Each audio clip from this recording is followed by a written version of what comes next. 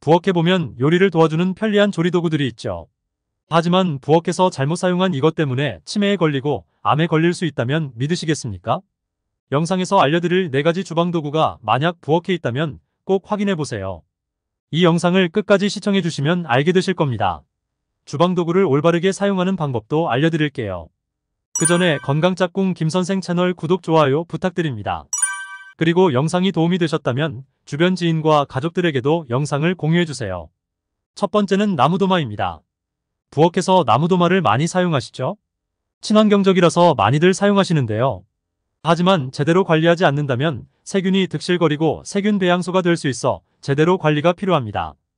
나무도마는 사실 세균이 번식하기에 너무 좋은 장소입니다. 나무도마 특성상 미세한 틈이 존재하는데요. 이 사이로 음식물 찌꺼기가 쉽게 낄 수 있어요. 나무도마를 깨끗이 씻고 눈으로 확인했을 때 완벽하게 제거됐다고 판단해도 미세하게 음식물 찌꺼기가 끼어 있을 가능성이 높습니다. 20년 홍콩대 연구팀이 발표한 논문이 있는데요. 나무 표면에 미세한 구멍이나 틈이 있어서 박테리아가 쉽게 침투한다고 해요. 예를 들면 나무 도마 표면을 깨끗하게 세척하지 않는다면 틈새에 음식물 찌꺼기가 쌓이고요. 물이 묻는다면 미생물 생물막이 형성되는데요. 그럴 때 육류나 생선 등 날 음식을 손질한다면 도마에 있던 세균들이 육류나 생선으로 옮겨갈 수 있습니다. 이것을 교차오염이라고 하는데요. 정확하게 교차오염은 식품과 식기 표면 사이에 세균 등의 오염물질이 이동하는 것을 나타냅니다. 미국 FDA 자료에 따르면 식중독 원인균은 제대로 관리 못한 나무 도마 등의 틈 사이에서 최소 2시간에서 길게는 며칠까지 생존한다고 해요. 잘못된다면 식중독에 걸리겠죠? 그럼 나무 도마를 어떻게 세척해야 하는지 알려드릴게요. 주방 세제보다는 미지근한 물로 나무 도마를 세척해주세요. 아무리 세제를 사용하고 물로 잘 헹궈도 세제가 나무 틈 사이에 남아있을 수 있거든요. 제일 좋은 방법은 미지근한 물로 세척하는 것이에요. 베이킹소다 한 숟가락을 물에 풀고 부드러운 스펀지에 묻혀 나무 도마를 살살 닦아내면 됩니다. 그리고 소량의 식초를 넣은 물로 나무 도마를 씻어내시고요. 깨끗한 미지근한 물로 여러 번 헹궈주시면 됩니다. 주의할 점은 뜨거운 물로 헹구시면 안 돼요. 뜨거운 물이 나무 도마에 닿으면 틈이 더 벌어져서 음식물 찌꺼기가 더 쉽게 스며들 수 있거든요.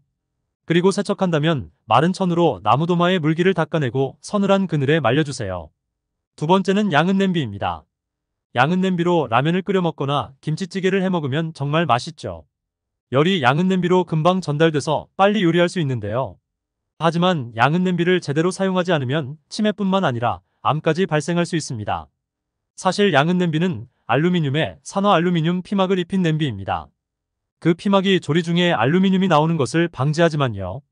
피막이 벗겨지게 되면 알루미늄을 음식과 함께 흡수할 수 있습니다. 알루미늄은 체내 흡수가 적은 편이지만 장기간에 걸쳐 체내에 쌓이면 부작용을 일으킬 수 있거든요. 두통, 빈혈, 신경마비, 치매뿐 아니라 암까지 발생할 수 있어요. 부주의하게 양은 냄비에서 음식을 태울 경우 알루미늄이 녹아나올 수 있습니다. 그리고 세척할 때 주의하지 않으면 피막이 쉽게 벗겨져 다음 조리할 때 유해 성분이 묻어나올 수 있어요. 그래서 양은 냄비 속의 음식을 건강하게 먹기 위해서는 양은 냄비의 피막을 제대로 보호해야 합니다. 양은 냄비를 세척할 때에는 표면에 피막이 벗겨지지 않게 철수 세미를 쓰면 안 됩니다. 피막이 벗겨졌다면 과감히 버려야 하고요. 양은 냄비를 처음 쓸 때에는 물을 넣고 한번 끓여서 산화 피막을 견고하게 해야 합니다.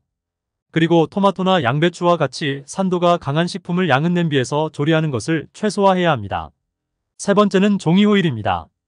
프라이팬 혹은 에어프라이어 안에도 종이 호일을 깐 후에 요리를 많이 하시죠? 알루미늄 호일보다는 안전하고 편리해서 많이 사용하시는데요. 하지만 잘못된 생각입니다. 종이 호일은 위아래에 폴리실록세인이란 성분을 코팅하였습니다. 이 성분은 상대적으로 무해하지만요. 열을 가한다면 얘기가 달라져요. 프라이팬이나 에어프라이어에서 나오는 열이 가해지면 이 성분의 분자 구조가 느슨해지면서 음식으로 들어갈 수 있습니다. 실제 독일 하이델베르크대 유기화학 연구소에서 진행한 실험에 따르면요. 베이킹할 때 종이 호일을 사용한 후에 식품의 접촉 표면을 확인하니 실록세인 종합체가 검출되었다고 해요. 이 성분이 바로 미세 플라스틱입니다. 보통 종이 호일로 음식을 감싸고 에어프라이어에 넣고 조리할 시 사용하는 온도는 180도에서 220도인데요. 미세 플라스틱이 녹아나오기에 충분한 온도입니다. 미세 플라스틱이 몸에 과하게 축적된다면 소화기 내부에 상처를 입히고 소화작용을 약화시켜 질병 발생률과 사망률을 높일 수 있습니다. 그래서 종이 호일을 사용하실 때에는 가급적이면 150도 이하에서 사용하시길 권장드리고요. 종이 호일 사용 자체를 줄이기를 권장드립니다. 네 번째는 스테인리스로 된 조리기구입니다. 녹이 잘 슬지 않아 사용하기 편리해서 많이들 사용하시죠? 하지만 구입해서 바로 사용하시거나 대충 씻어서 쓰다가는 유해 물질을 곧바로 섭취하실 수 있으니 주의하셔야 합니다.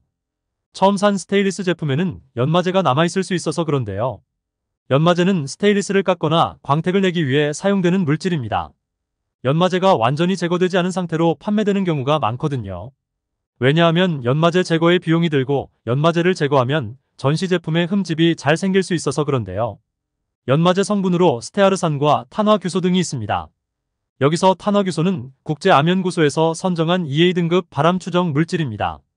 그럼 연마제를 제거하려면 어떻게 해야 하는지 궁금해하시는 분들 계시죠? 연마제는 물이나 세제로 제거가 쉽지 않아요. 그래서 식용유를 묻힌 키친타월이나 행주로 제품의 표면을 꼼꼼히 닦아주어야 합니다. 냄비 안쪽만 아니라 손잡이랑 바깥 부분까지 문질러 주어야 해요. 그 다음 베이킹소다를 물에 풀어 설거지하듯 씻어주시면 됩니다. 집에 베이킹소다가 없으면 끓는 식초물에 담가두시면 됩니다. 마지막으로는 주방세제로 다시 세척해주시면 돼요. 오늘 영상에서는 사용할 때 주의해야 할 4가지 주방도구에 대해 알려드렸는데요. 마지막으로 영상 정리하겠습니다. 먼저 나무도마를 사용할 때에는 뜨거운 물보다는 미지근한 물로 세척해주세요. 양은 냄비를 사용하실 때에는 오래돼서 피막이 벗겨진 제품은 버려주시고요. 세척할 때에는 철수 세미를 사용하지 마세요. 종이 호일을 사용하실 때에는 150도 이하에서 사용해 주시고요. 스테인리스 조리기구를 사용할 때에는 연마제가 남아있을 수 있으니 올바른 방법으로 세척해 주세요. 오늘 영상이 도움이 되셨다면 구독과 좋아요 그리고 공유 부탁드립니다. 다음에도 더욱 좋은 영상으로 찾아뵙겠습니다. 감사합니다.